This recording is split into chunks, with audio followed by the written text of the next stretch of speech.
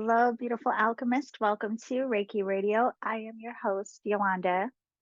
And today we're going to have a very interesting conversation. It's actually a topic I had personally never heard of. And I'm sure for some of you, it may be your first time as well. But there are actually a couple of topics we cover in this conversation today. I had an opportunity to sit with this beautiful human named Fatih.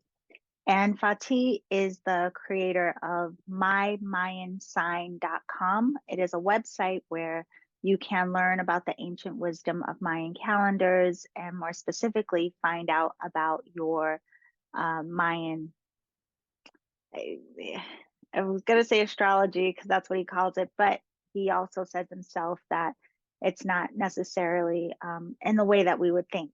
So if you want to learn more about your own Mayan astrology, what your blueprint may look like, so to speak, you can go to his website, mymayansign.com.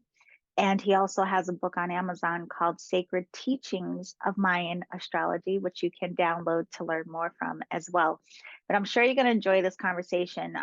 There is a lot of beautiful insights that were given. And he also shared with us why it is important for him to support other men in becoming mature in their masculinity. And in that lens, we talked about Tantra. Now, Tantra, I'm sure a lot of you have heard of, but a lot of us don't really understand what it is or what it's about, or even really what it's pointing to.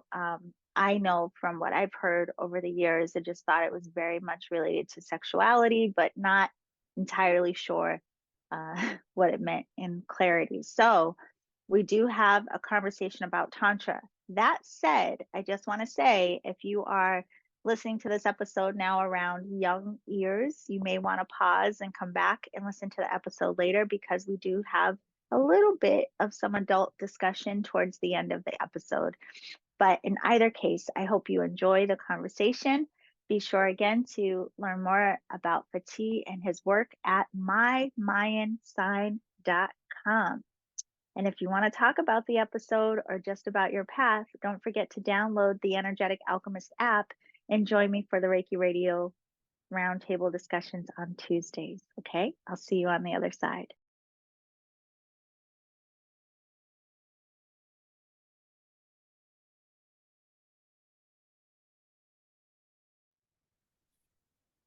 Okay, everyone, welcome to today's episode. We are here with Fatih of mymayansign.com. And I have to tell you, Fatih, I'm very excited to learn about the ancient wisdom of Mayan astrology, Mayan calendars, because I know nothing about it, never had a guest talk about this. So firstly, thank you for making the time to come have this conversation today. Thank you, Yolanda, for having me. Yeah. So, well, I want to start there because I'm sure a lot of people listening may have never even heard of this. I had never heard of Mayan astrology until I came across you and your work. So I wanted to ask you, firstly, could you tell us a little bit of a background about Mayan astrology and what it's based on, and then also how it plays a role in your life? What even brought you into this study? Well, first of all, it's very common to hear that people didn't hear about this before. It's not a very common type of astrology. Even in fact, the word astrology doesn't really fit perfectly in this situation because astro means star and logy is like the science of it. It's not a really star-based system. It's more a spiritual system that has been revealed by the Mayas around 2,500 years ago. And there's this 20-day cycle, which every day has a different sign, different nawal, a different symbol or energy, you might say. And it's not astrological at all. It's not based on the planets or the constellations. So it's a unique system. I was very hesitant to call it Mayan astrology in the beginning, but then I realized, okay, let's just use it for convenience. So it's a shamanic kind of system, I would say. It's based on the understanding of metaphysical cycles of time where it's just revealed to the Mayas as it is, like nobody really knows where it comes from, where this information comes from, or why is it like this. But it is, okay, so one of the things, because even when I was reading your work about it, it does have some basis in time cycles, and you mentioned that just now. So is it, and you mentioned that there are different signs that correlate with the days. So is that how it works? That we just have this particular cycle of time, and then every day it just repeats itself of what the association may be? Yeah, that's like the core cycle, I would say, the 20-day cycle, Okay. which every day is a different sign. And the end of the 20th day, it goes back to the first day. For example, today is Muluk, the water day, or can be called offering or fire. So this energy will come up every 20 days. And there is also the so-called the tones or the numbers of each day. Today is 8, and there could be maximum 13. So after the 13th day, it will go back to the first day. So when you multiply 20 with 13, it makes up this 260-day combination of the cycle, of a bigger cycle called Zolkin or Cholkich, the sacred calendar of the Maya, which they have been following for 2,500 years. Wow. Okay. So I was wondering how that worked, only because I just want everyone to know listening now, they can go to your website, mymayansign.com, and you have where we can put in our birth date, and then it will tell us what our layout is, or what our vibration is. I don't know what you would call it. I mean, do we call it our sign? I don't know. But it had these 3 components. So you mentioned the 20 days. So we have is that correlating with what our day sign is? And can you share what that part says about us? Well, when you go to the website, My Mayan Sign, you will 3 information will come up to you. The core sign, which is actually consists of these 3 information. One of them is the day sign, the day you were born, Okay, and the tone or the number that you were born, and the Trekana sign or the Tresana sign that you were born in the week of. So because each of these 13-day cycles also has a sign, so it becomes like from the day there's the 13-day cycle around it, which is also kind of important. And then this is like the most basic information. From there, it starts getting complicated. When, for example, when you scroll down to the page, to the bottom of that page, you'll see that there's 8 more signs around this main sign. And that's kind of like a horoscope of the Maya, which in fact is a tree of life. Okay. The tree of life. Okay, yeah, because I was trying to understand what my configuration was, right? So the day sign, you said, points to the day that we're born, but whatever someone's day sign may be, what does that mean? Like, what does the energy of our day sign, is it our personality, or what does that? Good question. I think you mentioned vibration. I think that's kind of an experimentally nice way of saying that, because these are really like energies, vibrational energies. Every day has a different vibration. Okay. Like each tone has a different vibration, each sign has a different vibration, and their combinations make unique vibration combinations as well. So there we have this 260 of them. We also have the night lords, that are 9 of them. That's make things even more complicated. It only comes up in the detailed report when you buy it. It's not on the free version. But so let's keep it simple. So I think, as I remember, you were the night sign, right? You were born on a night day. And the tone being 4? Yes. Okay. So so as a 4 nights, mainly you're resonating with the frequency of the night, the akabal in the Mayan language. So that is somehow, for example, it influences your personality, okay? But more than that, it influences your life purpose. It's kind of, I see it this way, it's kind of, our soul has a mission to accomplish in this life, right? And one of these 20 signs, these 20 vibrations, will help us the most out of the others. So we kind of choose to take birth on this day, on the energy of this day. So this Akbal, for example, for you, is helping you to accomplish your life purpose. And Akbal is a very mystical science. Night, like the darkness, the unknown, tapping into the mystery, and also the extremes. Like it's not just the night, but it's also the dawn, the morning, the day, and the night. So the more you understand how this sign influences you, the more you remember things. Like it's like looking at a mirror, I think, and seeing, oh, okay, that makes sense. Like this is what I'm supposed to be doing in my life. But it's not as simple as that, because we have the tree of life, and which suggests that there's different stages of our life. So when we get older, when we grow more mature, it's going to shift. And when we're younger, when we're children, there's also kind of different energies were there. So Okay. during our life, it also shifts to certain extents. Yes.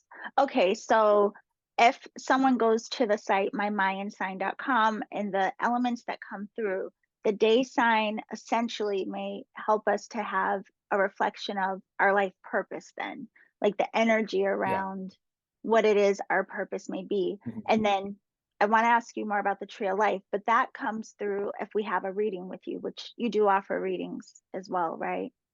Does that No, include it comes from, well, you can have a detailed report on the My Mayan Sign website, and that will explain each of these energies. It's going to be a long report. You're going to read something like 20-30 pages.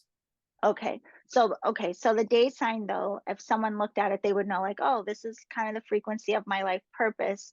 And then what do the tones really add to it? So the tones, I mean, just the name of it alone, it kind of sounds like it is a energy type of resonance or a frequency. Mm-hmm. How does that overlay or play into the picture of what our life purpose may be? Well, I need to go into the historical background a little bit here, because the Mayas, they were first, before the Spanish armies came, they were already like in the downfall of their civilization. Like their major cities fell. There were some huge ecological problems that they were having. So, and on top of the Spanish conquest, so they kind of lost their touch with their traditions here and there throughout history. For instance, the long count calendar, which was famous for ending at 21st of December 2012, the Mayan elders were saying we completely lost our connection with this calendar. Only the archaeologists are telling us what it is about. Of course, they have some wisdom and some knowledge. So they lost the connection with that calendar. They have many calendars, by the way. But with Zolkin, they have a more intimate relationship, because they were using it for day-to-day life. It's part of their culture. It's like their religion in a way. It's like the fundamental center of their culture. So, but even though there's another aspect that makes information even more scarce, which is that they don't want to share with the Western world. They don't want to share. They don't trust the Western man or woman, So they don't share. They keep it secret. And the tones, there's not so much information about them. There's not so much depth of knowledge about how they were using it and what do those tones exactly mean. With the signs, there's a little bit more, because they were really very popularly used. So the tones, I would say, is like, because it's based on a 13 cycle, and because it's based on a different understanding, a deeper understanding of the Mayan calendars by a Swedish scientist called Kalaman, which was my good friend.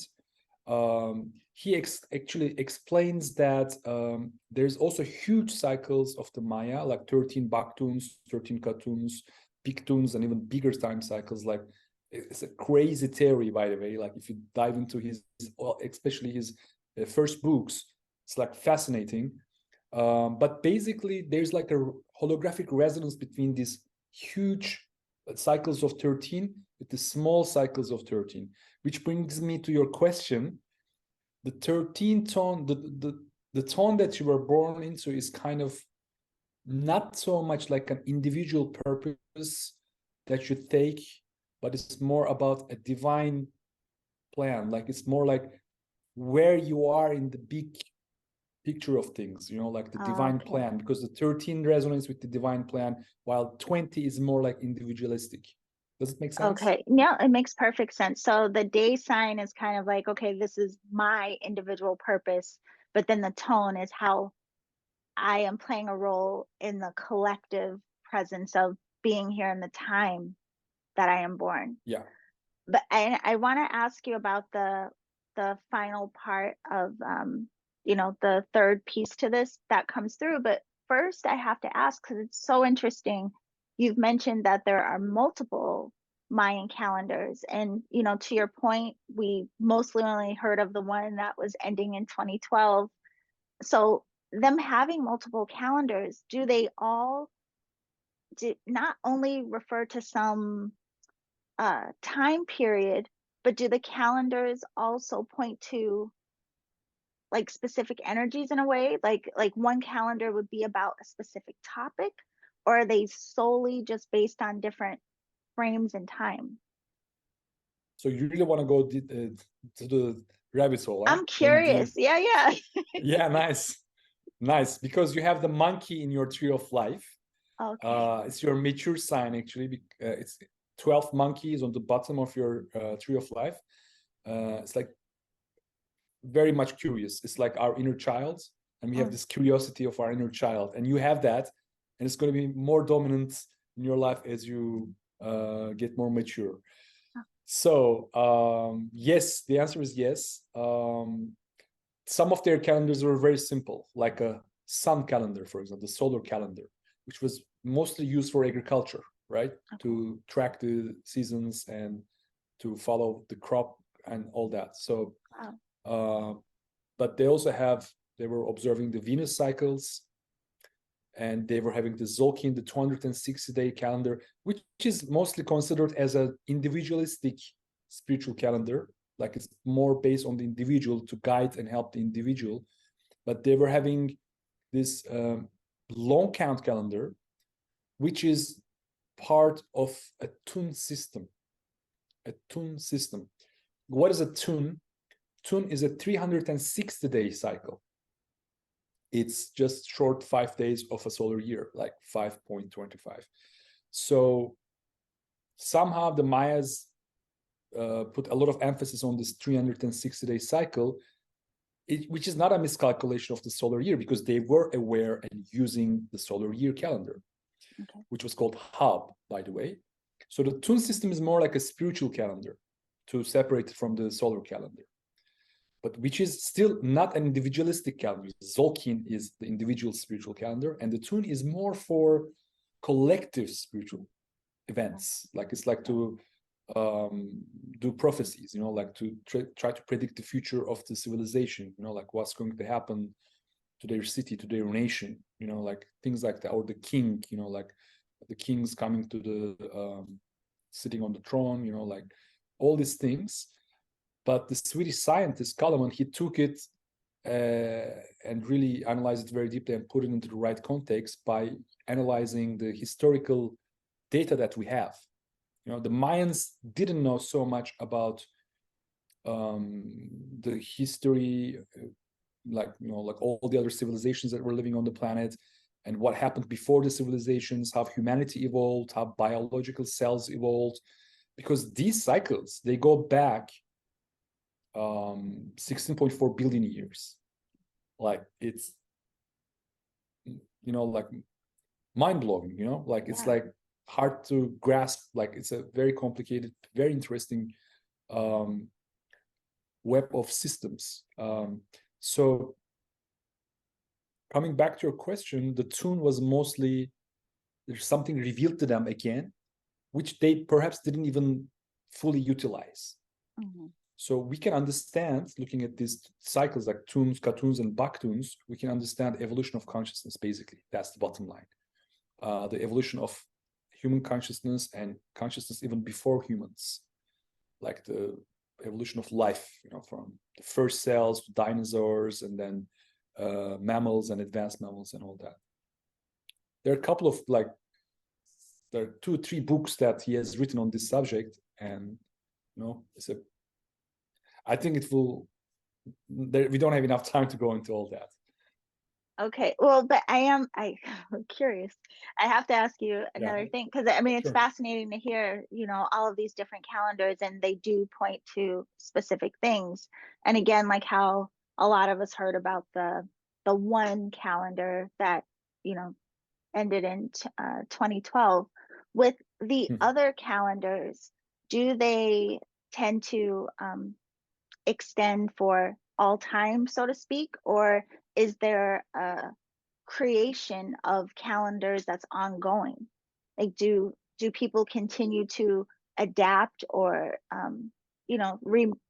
or create new calendars based on what they understand from what the Mayans did in ancient times, or are these calendars just set in place for a predetermined amount of time, and then that's just the end of it? Beautiful question. Well, the answer, I don't know. Simple answer. I can tell you what I know is that, like coming back to the previous answer, maybe, is that so we have all these tunes, katuns, baktuns, piktuns, exponentially extending time cycles, which reach out to 16.4 billion years. So it's just there, okay? It is just carved onto the stones in Koba, in one of the Mayan cities. And then we have all this historical data, right? We know everything about evolution of the cells and the cultures. So what he did was to just bring them together and see it's not a coincidence. There's a pattern here, and these shifts in these time cycles kind of explain in a logical way how all of this happened. So based on his calculations, Kalaman's calculations, the end date, there was a 0 point for all of these cycles to come to an end, which was 28th of October 2011, actually a little bit before the famous date of 2012. And we crossed that point. We crossed both of these time points, and we didn't still come to the end of times, right? Like a lot of people and mystics were expecting some kind of an enlightenment, a mass enlightenment, like the end of times, like in the Christianity, it was mentioned in the book of Revelations. So some people were thinking, okay, we are living on those times right now. So there's no more evolution of consciousness because we're coming to the mass enlightenment of humanity. Like I was expecting that. I was giving seminars about these theories prior to 2010, actually. But when it was 2010, I was like, this is not really happening. It's not going to happen. So I lost my faith. I started questioning the system. I started questioning him, which in the end, we part our ways. So he still continues his interpretation based on 20-day cycles, but I don't agree with that. So something happens at some point that I myself lost track of things, but I realized the Zolkin still works. This 20 multiplied by 13 time cycle still works, and it helps individuals. So I decided to make this website in the end of 2012, actually. And it's helping people. I see a lot of good feedback. So it's kind of my mission to focus on this. Is that an answer to your question? Yes, no, I mean, really, the more and more you speak, the more and more I wish we had more time, because I'm like, wow, this is really, really interesting. But I guess I can also, get your book, which we'll talk about, and read some of these books. But it's just fascinating because I had never heard of it prior to coming across your work. But I'm also now wondering the purpose in the information. So, for example, nowadays, astrology, a lot of spiritual expressions and teachings and systems are becoming more popular, more on our radars. A lot of us are looking back to even some ancient systems and practices to have more understanding of ourselves and just life at this time. And with astrology, I know that it can be very interesting to understand what we may call our blueprint, and maybe having more acceptance of who we are. So like if I understand the energy or the nature of my makeup, then maybe I will lean into some aspects of myself to try to understand myself in a higher way, perhaps, right? But with what you're saying, and I'm thinking about the timing where all of this was understood by the Mayans, do you think they use these systems to help clarify even people's different roles within the community? Like, what would be the benefit, Yes, perhaps, to understand these aspects of yourself? you're very intuitive about this, Okay. you just stepped right on it. Yeah, that was one of the major ways that this Zolkin calendar was used. Like they would look at their children. Okay, so this child was born on this day, so his or her tendencies will be along this way. So let's educate this child in this direction already. Oh, wow. Yeah, for example, the Jaguar sign, the most famous example is the Jaguar sign. So when a Jaguar child is born, he's going to be the shaman of the tribe, or the magician. So they already start treating this child in that direction. Wow. Okay. Yeah, that would be interesting. I mean, honestly, if we looked at these kind of blueprints, so to speak, of children now, and could even support more of what their natural interest or gifts may be, rather than using just a generalized system of education, that might be an interesting. Anyway, not that it'll happen, but that might be fascinating. So if I were born back then I would have been the child that was just set up to question everything. I would have been the one in the community, like, she's going to question everything. That's her role. That's what she's going to do. That's really interesting. Okay, so then to this last piece. So we know that the day sign really points to our individual purpose. The tone then can help us understand the bigger picture of our contribution to the collective, or like our role in the bigger picture. And then the Trikana, is that how you pronounce it? The Yes. Trikana. So Trikana or what? Tristana. Okay, so what would that point to then? Well, it's kind of it's only influencing the core sign, the day sign you were born in.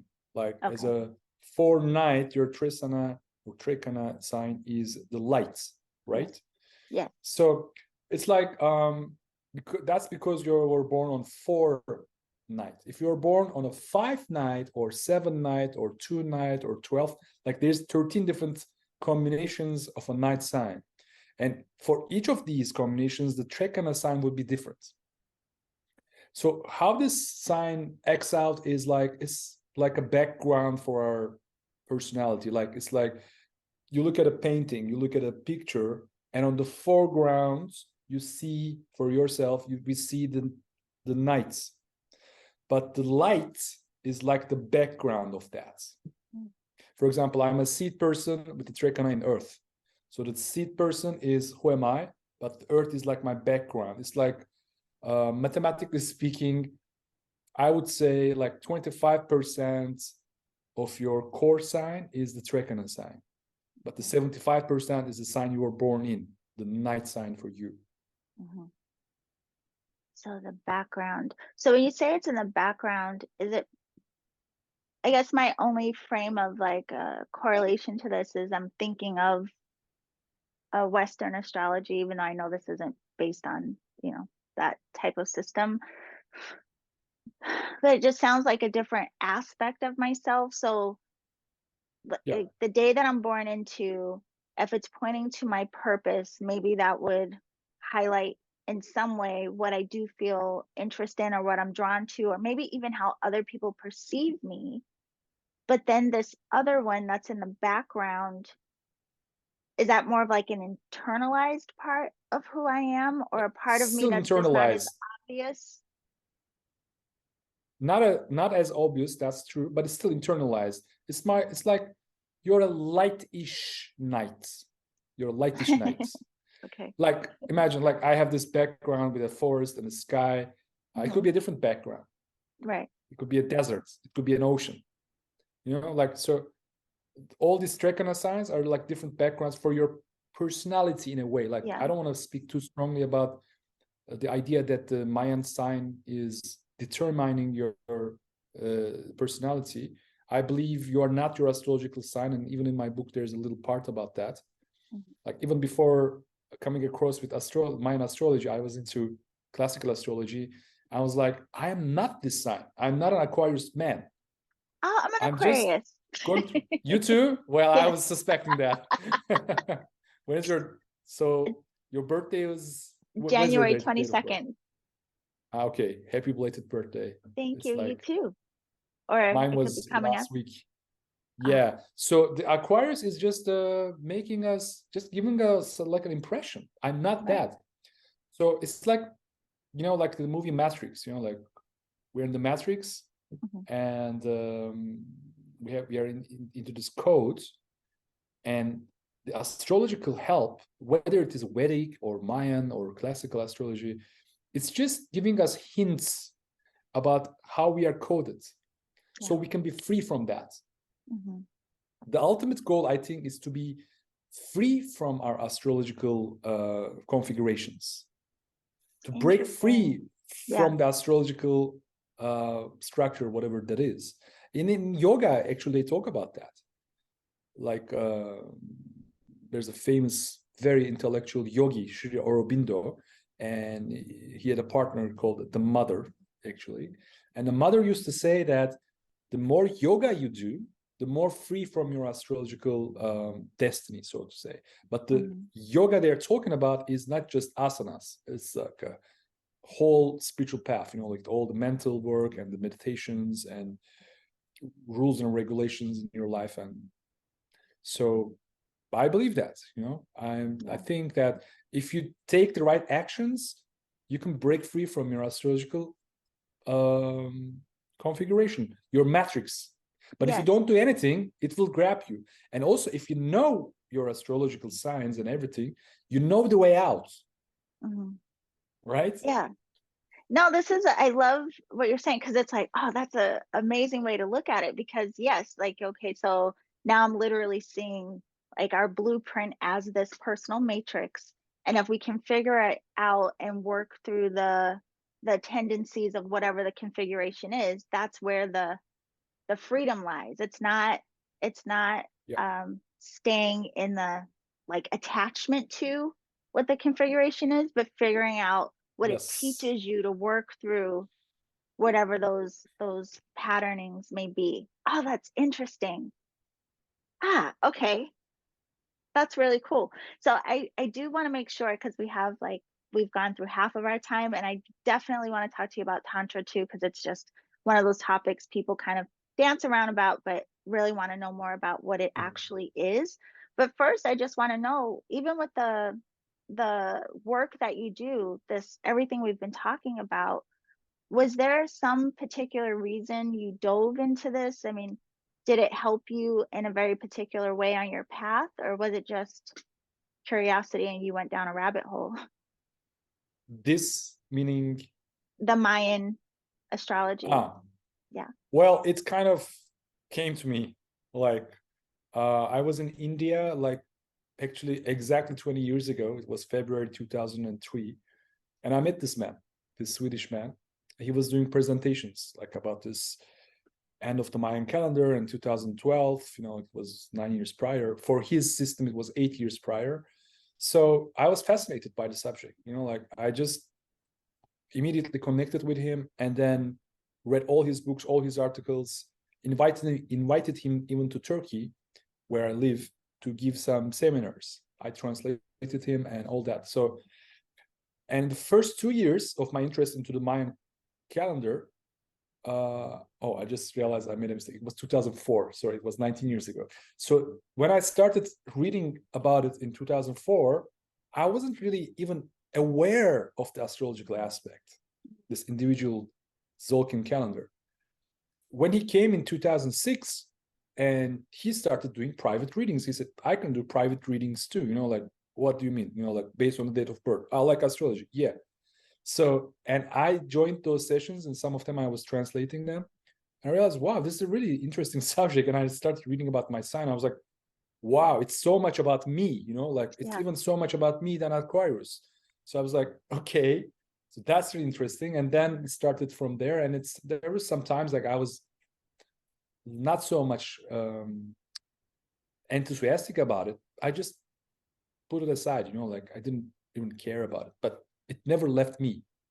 I was like, okay, it's coming back to me, whatever happens, I can't get rid of this thing, you know? So I need to really focus on it and give my best into it. And I started doing the readings, then the website came, and then the book is published recently. So that's my story with it. Wow, that's really, I mean, it's not shocking. And now to know you're an Aquarius, I'm like, of course, we just go. But that's really, really cool. And I just remembered when you said that there was something else I read on your site that I did want to ask you about because I had never heard of it, was the palm readings, palm leaf readings. So could you explain a little bit about Okay. what that is? Oh, that's even more fascinating, I would say. Okay. It's not something that I'm really diving deep into, but it's something that I benefit from. So in this tantric school, actually around 10 years ago, 12 years ago, I met a very nice guy, a German friend of mine. And also in the same school, I heard about these palm leaves. And many years later, this information and my friend just came together. And on Facebook, I saw him that he's facilitating these palm leaf readings. And I was like, okay, count me in. I want to have my reading. It was really interesting. So I decided to put it on my website. So what are they? According to the legends, around 5,000 years ago, or maybe 3,000 years ago, some rishis in India, some seers, they tapped into the Akashic records, and then they like saw all the lives of thousands of people, and they started writing them down on palm leaves. Okay, but palm leaves are very how to say, vulnerable, right? So they started being copied and duplicated. And in India today, according to the myth, there's some 10-15 libraries where these palm leaves are. And if you have your leaf, it means that all your life is written there, you know, like everything from your past, your future, and what you're supposed to do to avoid some of the problems, how to lighten up the karmic load that you're having so that your life will be less difficult, you know, like some of the conflicts, how you can resolve them. So it was the most fascinating reading that I ever had, ever. So that's what it's all about. That's really interesting. So is there, I know you said that they have them at the different libraries and then they were duplicated. So if when you went and got your reading, is it then based on when you were born, or is it based on, like, do they just randomly pull and then whatever comes for it is what your leaf is? Yeah, very good question. Actually, when you apply for this reading, the only information you're giving them is your fingerprint. Oh, wow. Your right thumb if you're a man, if your left one if you're a woman, and that's it. Interesting. And then they take you into a matching process. They don't even ask your name, they don't even ask your date of birth, but they take you into a matching process. So Stefan, my friend, who's the owner of the company My Palm Leaf, you can also get readings from him directly. So what he will do is arrange the Zoom meeting with a translator if necessary, like if you don't speak English, or there could be a facilitator because sometimes it's hard to understand the Indian accent. So and they took me, like, let me explain mine. They took me into this matching process, and they take a bunch of leaves from their library and they start trying to match leaves one by one with me, and they ask questions to me, and this bunch is selected based on when I apply for my reading, because these rishis, they also knew who would come and when that person would come. So the leaves are arranged in that way, according to the legend. So, and your fingerprint somehow helps to identify a little bit more, perhaps. And then they start reading. They start, asking questions like, do you have a sister? No. Okay. Next poem. You know, like, is your mother's name like this? Is your occupation like this? Do you have a brother? Is your brother older than you, younger than you? Do you have this letter in your father's name? These kind of questions. And, like say, no, no, no, no. And for me, it took 2 hours when they said, okay, now we got your leave. And now we're going to move into the reading. Wow. And sometimes they don't find it. And then you get your money back. Mm-hmm. That is fascinating. That's really, really, that's interesting. But even more so, it makes me more curious about our fingerprints, because that's one of those things you always wonder, like, why this pattern, and does it correlate to anything about us? So it's interesting to hear that at least they're using it in some way. But I want to ask you too, and thank you so much for, again, just like coming and having this conversation. I'm sure a lot You're of most people, welcome. they're waking all kinds of curiosity. But before I ask you about the Tantra, I do want to mention you have a book that's available on Amazon, The Sacred Teachings of Mayan Astrology. So could you just Right. give us a little bit of, if we download the book, what it is that we may learn, or what it will help us understand? Well, actually, this book is a very much extended version of a little book that I was using when I was teaching Mayan astrology. Like, I was literally taking people and teaching them how to do the readings in the Mayan way, without depending on any website or something like that. So there's absolutely everything that you need in the book to calculate, for example, find out about the Mayan signs of a person. Because the Mayan astrology is complicated in the sense that, for example, okay, we know when Aquarius people are born, we know when Aries people are born. Even in Chinese astrology, we know the exact dates. And they repeat, on a monthly and yearly basis. But the Mayan doesn't. Like, it doesn't, because it changes every 20 days. For example, I was born on 7th of February 1978, and somebody born on 7th of February 1977 is a complete different sign, or 6th of February 1978, or 8th of February 1978. So you have to find exactly the calculation. So the book has that. Also, all the ways to calculate all the different directions to create the tree of life and everything else. So it's like a manual handbook for somebody who wants to do this as an occupation. But you don't have to be a Mayan astrologer. I believe any coach, any like a healer, therapist, consultant can use this system. Why? Because, for example, when it is a seed day, it's a very important day for me. It's a strong day for me. When it is a night day, it is very important for you. And if I'm not mistaken, you contacted me on the night day, I took the appointment on a seed day. And I was mentioning to you about already. So these are powerful days for us. These are powerful days for us. And there are other powerful days for us too. So it's a little bit complicated than that, but here's the benefits. For example, if I have a client, and I know I have clients, if I'm going to take them this week, and if I know the Mayan sign of that person, and if I had the possibility, our schedules are sometimes too busy not to allow it, but if there's possibility, and if I know that Tuesday is the best day for him, I will take him on a Tuesday. Yeah. Or it could be with friends, with lovers, like, oh, I know this is her day, let me give him a call. My business partner, oh, this is his day, let me give him a call today. And really something happens there, really something strong happens there. So this is how to use it. And I think you can just have a quick read of the book to have this idea. But if you want to go deeper, maybe you need to read it one more time. Okay. Well, I'm definitely going to download the book, but I'm also going to put the link down in the description. So I'll have both. So for everyone listening, mymayansign.com, and the book is called Sacred Teachings of Mayan Astrology. And just want to check too, because are you still doing personal readings? Yes, I do. Okay, good. Because I'm going to book mine when we're done. Okay. Yeah, okay. So the other thing I wanted to ask you about is your work as a Tantra coach. And I also should mention you have a YouTube channel, and I was listening to you describing even why this was important to you. And you mentioned about helping men learn how to mature in their masculinity. And I thought, like, wow, that's so interesting. And how there used to be times where people would have rites of passage um, from being Mhm. boys into their manhood, right? Yeah. And now we don't have Mhm. these types of signifiers.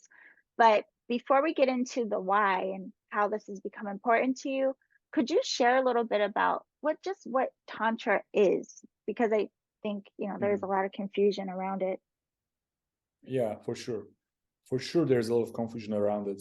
Tantra is a very, very wide uh, domain of spiritual science, I would say, and even astrology is part of it. You know, in the traditional tantric literature, there is tons of books. Like, if I'm not mistaken, 64 books that are mostly not even translated into another language than Sanskrit. So we don't even know most of what this literature is about, but they're mostly about anything that contains the reality.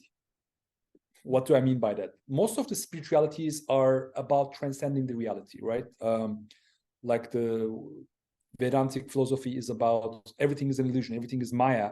Don't go into the Maya, just go into the absolute truth. Or Buddhism, like it's all samskara. You don't need to go to Nirvana. While I appreciate and love these approaches very much, Tantra is saying something on the contrary, which says that, right, this is all an illusion, but you can use the illusion to find the ultimate truth, which is, for example, our bodies. So the Vedantic philosophies, the Buddhist philosophies, they teach to avoid the body and everything related with the matter and energies and sex, for example, as well. Mm-hmm. So that's where the Tantra gets interesting, because it involves sexuality as well. Sexuality is part of our life. Our bodies are part of our lives. Maybe it's an illusion, right? But still, I can sit in this illusionary body and focus on my illusionary yantra and still find the ultimate truth. So this is what the tantric philosophy is all about. Therefore, like astrology is part of Tantra. Chakras are coming from Tantra. The Kundalini yoga is coming from Tantric tradition. Like the sounds and music and smells and Ayurvedic diets and all of that is part of Tantra. So what you mentioned just before that is a parallel field that I've been drawn into even a little bit before I started finding out about Tantra, is men's work, like masculinity work. And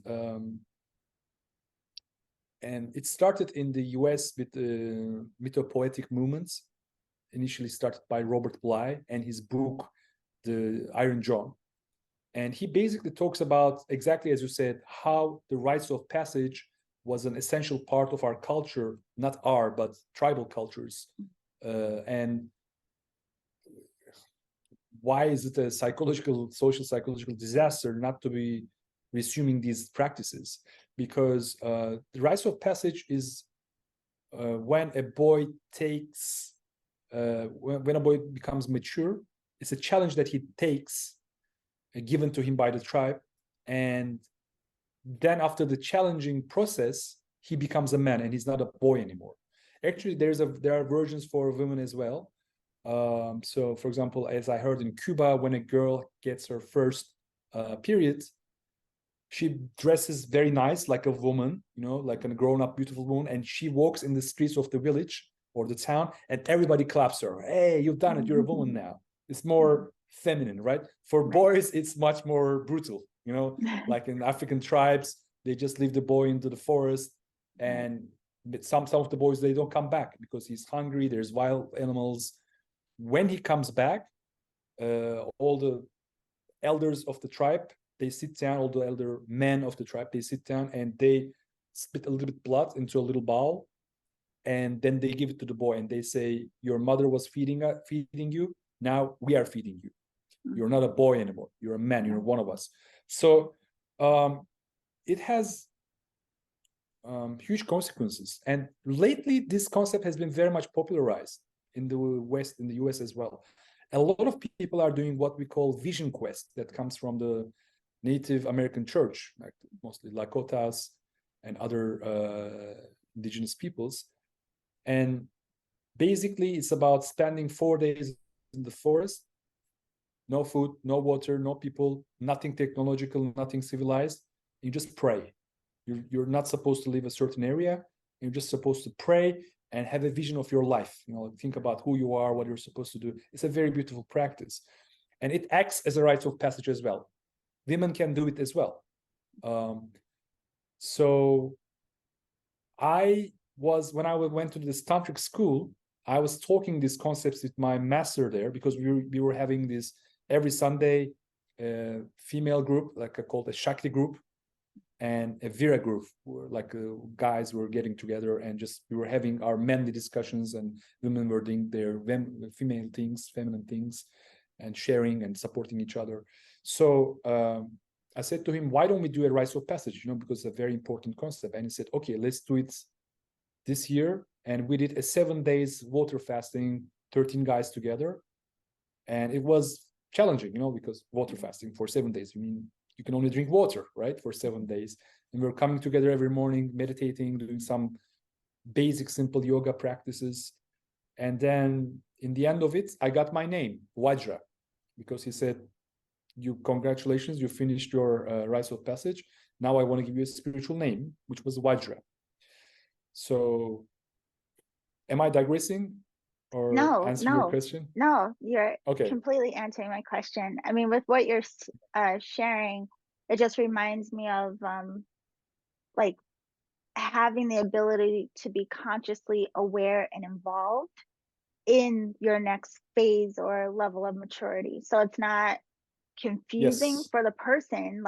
It's very clear that I am moving into a next cycle, or I'm moving into this next phase of my beingness. And to go through something so challenging, it seems like it would be quite awakening for us, cracking something open. Whereas in the previous years in our childhood, there's less, I don't know, there's not really, we were just enjoying our childhoods, right? Exactly. Yeah. So I like the concept of going into something like this very aware, because I think otherwise, I'm just thinking even my own life, we kind of fumble through the stages of life, trying to figure it out, and oftentimes don't have clear guidance about the transitions of when our hormones are changing, and then just the different phases of maturing. We have to figure out a lot on our own. So it's interesting. Yeah, partly it's because of the Industrial Revolution, the materialization of our culture. We cut our connection with the spiritual traditions. Right. And that's a major aspect of this crisis. So we are trying to, we are going through a spiritual renaissance in a way. It's going very slow, I think, but it's still better than no progress at all. So what I'm doing basically is I'm coaching men into masculinity and Tantra as well. Okay. And it depends on what their needs are. With one individual client, I may be working more on sexuality and relationship with women, but it doesn't mean that the transformation of the masculinity, the masculine character is not important. It's just not that is as important as some sexual issues. With someone else, maybe we don't have to deal so much about this tantric sex, but we focus more on his career, maybe, or his status, how he can have a better status, or his spiritual evolution, or his health, or maybe a combination of these. So I really enjoy doing it, because I'm if I was a teenager, when I was in my 20s, 30s, I would appreciate such a mentor or a coach. So it feels really good for me to be offering this. Well, there's two things I want to ask you about it. So I want to ask you one about Tantra in particular, but you mentioned how with other philosophies, there's almost this disassociation with body. And I think it's interesting because from, what I've practiced and what I've experienced personally, the body itself seems to be what allows us to recognize our connection to all. And, it's through the body and the, I don't know how to put it into words, but there's something about this vessel that helps us to recognize even what you may consider the goal of other teachings. Like, how can I realize or recognize any sense of awakening or enlightenment without the experience that's had in a very physical way? But I was also thinking about the gift of body, and that, say, even with like sexual energy, and that's like really powerful energy if you think about it. Like, even when you think about the feeling or what we experience when that energy is activated. Now, maybe we don't know what to do with that energy, and maybe we haven't been taught of how to best utilize our sexual energy, but clearly it's potent, whatever it is, right? And then also, I mean, body, I mean, life is created. That's how we're here, is through the body, right? So it Yeah. just seems like obviously body would be an important part of our path. But so could you explain that with Tantra and what you were just even explaining about the work with men? Because I think when we hear it, we automatically just think it's related to sex somehow, like Tantra, sex, that's just synonymous for a lot of us. But with what you're saying, I'm just curious, does it point a lot to our state of mind? Like, is that a big component that has to be focused on before you even get to the other elements? Like, what's important in Tantra? Well, in the sexual tantra, the goal is to embrace the sexual energy, first of all, Okay. not like the other spiritual approaches. So embrace it, but don't get stuck at it. Mm. Use it for a fuel of evolution. Transmute the energy, sublime that energy, and move it along your chakras and your nadi system, the energy system, and bring it to your higher chakras. So, and also, especially for men, instead of losing it, preserve it, cultivate it, and transform it, move it in your body. And not just in the physical body. Also, we have the energetic bodies, so Yes. the chakra system. So the more you are successfully doing that, the more you transform your life, the stronger you get in a different aspect of your, again, chakra system. For example, if you bring it to your third eye chakra, you become more concentrated and you become more intelligent, which you can use it for your career, like whatever creative work you're doing. The more you bring it to your heart, the more unconditional love you can have. The more you bring it to your crown chakra, the better meditations you can have. The more you bring it to your belly chakra, which is not the solar plexus, by the way, the more willpower you will have, the more heroic emotions and attitudes you will have in life, instead of being like a, as my master used to say, jellyfish, like just a weakling, and like just being influenced by everything all the time, like, no, you have a character, you have a spine. So of course it can be bringing some excessive ego that you have to balance, or maybe it balances with opening your heart more, so it has all, it's like an amazing transformational technology, Tantra is. And it starts with sexuality, the sexual Tantra. As you said, we are sexual energy, we are born through sexual energy. So it's such an essential part of our lives. And because it is so powerful, is also the one that has been most misunderstood and suppressed and abused and misused. Right. So in Tantra, we are trying to put everything back into the right place by avoiding excessive shame and guilt, for example, around sexuality. In psychology, there are these concepts called healthy shame and unhealthy shame. I mean, so how to define this? We all have freedom. We are free to do whatever we want, unless our freedom threatens or disturbs somebody else's freedom. For example, if I walk along the streets of my city naked, I'm doing what I think is free and good for myself. But it distracts, destroys the freedom of somebody else to not to see a man naked on the street, Right. So, but if I'm at home and nobody's seeing me and I'm ashamed with my naked body, that's unhealthy shame. That I need to heal and clarify.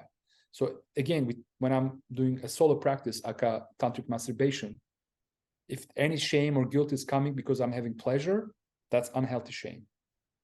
But I need to be aware of the boundaries of other people. That's healthy shame. So, okay. Okay. So something you said at first, it sounds like, let's say, like you activate your sexual energy, right?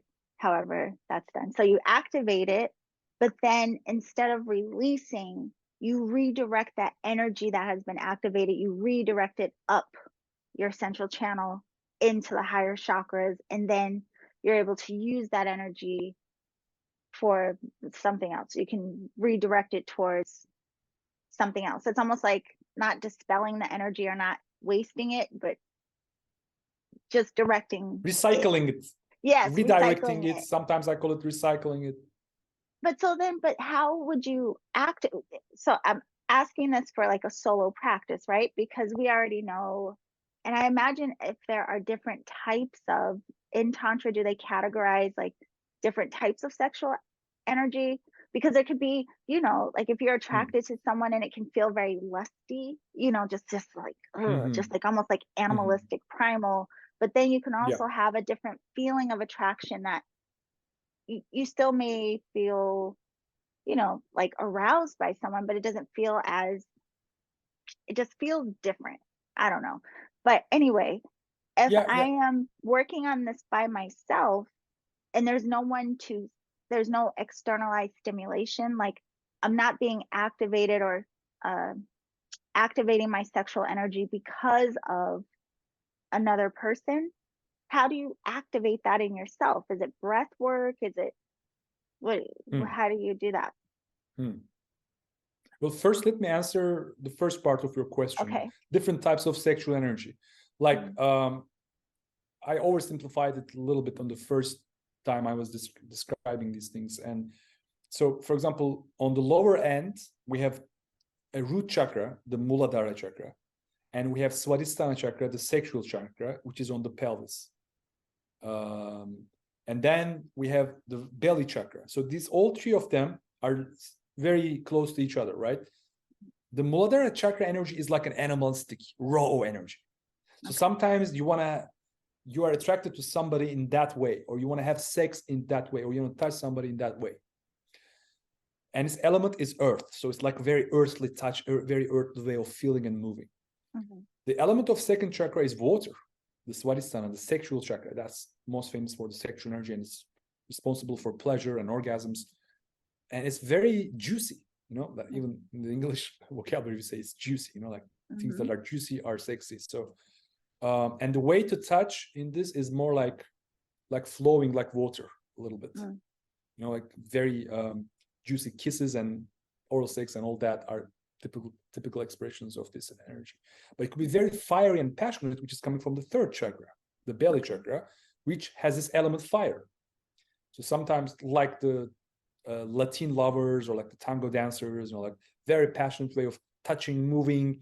Yeah. And so they're all sexual. And it could be even from the heart chakra, the Anahata chakra. The element is air, and they also have senses too. And the sense of this chakra is touch. So very heart-opening way of making love is possible as well. And that's still sexual, but very much on a higher resonance and very tender and like slow and aware in a way, more conscious, because the higher you go up in the chakras, the more consciousness you will have. Right. What was your second question? How you activate it for yourself? Is it breath work or? Okay. Well, breath work can help for sure. But maybe it's just about deconditioning yourself, first of all, how you used to approach the sexual acts, how you used to approach the solo sexual act, the masturbation. I find it very important and very strong practice to do a conscious masturbation.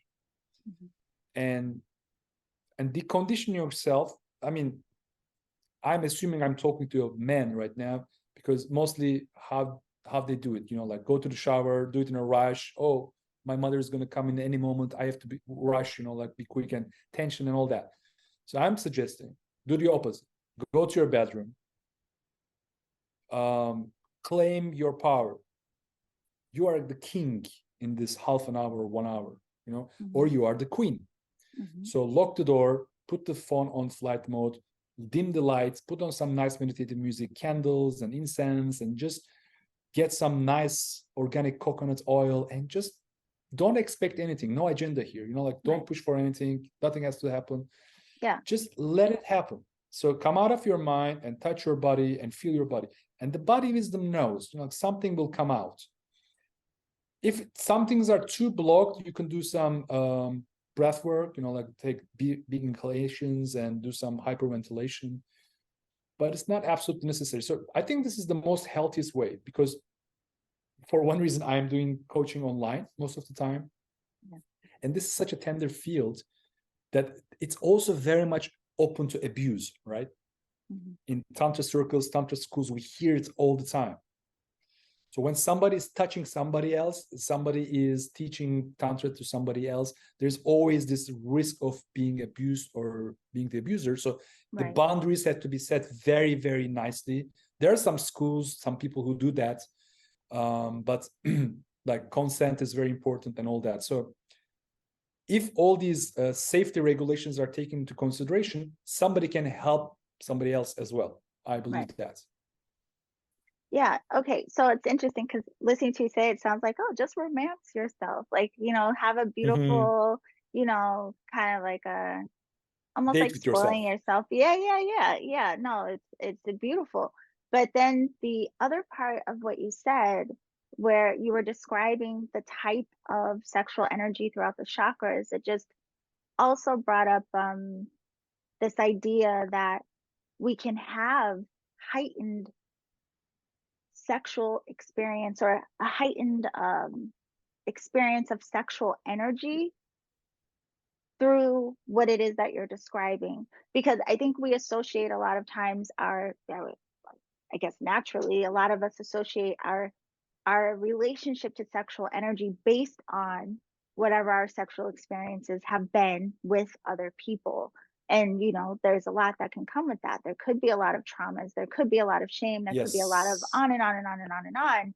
So with what you're saying, it sounds like it gives an opportunity to reclaim, but also re-understand sexual energy and how it can be expressed in all of these different tones or variations. Because, the way you described it through the chakras, they all had like a different texture to them. Yeah. So it's very, very interesting. Huh. I'm glad you cleared that up. Listen, Fatih, I mean, definitely to add something there, you mentioned therapy, you mentioned traumas, and definitely it's an important aspect of Tantra, I think. In the traditional Tantra, there is no therapy, like hundreds of years ago, there were no therapists. But living in a post-Jungian era, we can have therapy, and there could be sexual therapy and tantric therapy. That's more like a subject of the neo-tantra. And I'm also nurturing myself in that direction. As a student, as a client, as a therapist, I'm getting my tantric therapist degree very soon. So I think it's very, very essential that we kind of embrace our teenager self, but before even that, the child self, because sexuality starts evolving and all the traumas around it, they have its roots in the childhood. So there's this therapy called primal therapy that I love very much. I suggest everyone to go into it. It's about deconditioning the inner child. And then you go to the teenager deconditioning, which is about dealing with this, exactly as you mentioned, like the way we perceive the relationships, which are burnt into our brain by our first relationships, right? Like in our teenager life. So we can actually consciously go into those times, connect with that teenager girl or boy, and let him or her feel that we are here to protect and guide this little teenager. I'll do the same with the child as well.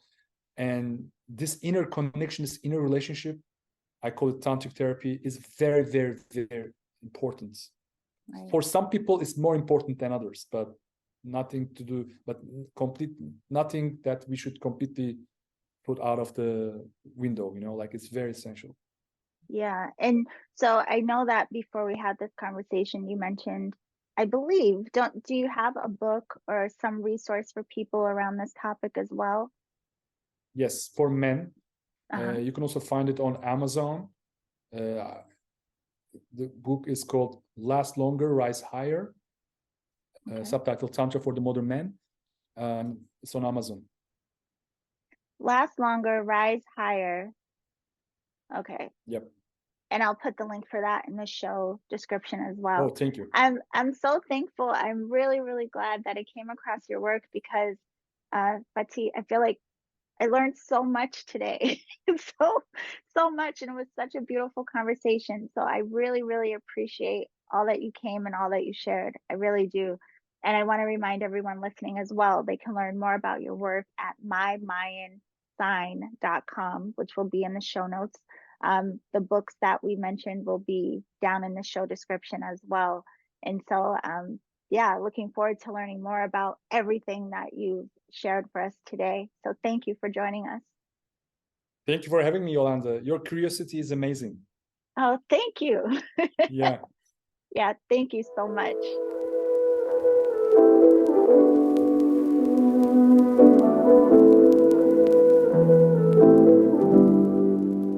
Okay, beautiful alchemist. Interesting conversation, right? I have to just upfront, first of all, thank Fatih again for coming to have this conversation with us today. I personally learned a lot. I hope that you learned some things as well. Again, if you want to learn more about Fatih and his work, also including if you want to find out about your own Mayan astrology, he has right there on the website where you enter in your birthday and it will give you your information, your day sign, your tone, and your trakana. So go to mymayansign.com and you can also get his book, Sacred Teachings of Mayan Astrology, download it on Amazon. So aside from that, again, I mean, I am thankful for all of the conversations that have been going on here in season 10. I feel like I'm learning so much, and I hope that some of these conversations are inspiring your path or sparking your own curiosity. And if you want to chat with me live, like come have a discussion with me. You can join me for the Reiki Radio Roundtable on Tuesdays, and that's at 4 p.m. Pacific, which is 7 p.m. Eastern. And you can get access. Go to the Apple App Store if you have an iPhone, or go to Google Play if you have an Android, and you can download on your tablet, your iPad, or your phone The Energetic Alchemist. So just put that in the search box, download the app, and I will see you at the roundtable. I thank you all so much for being here, and remember to always journey in love.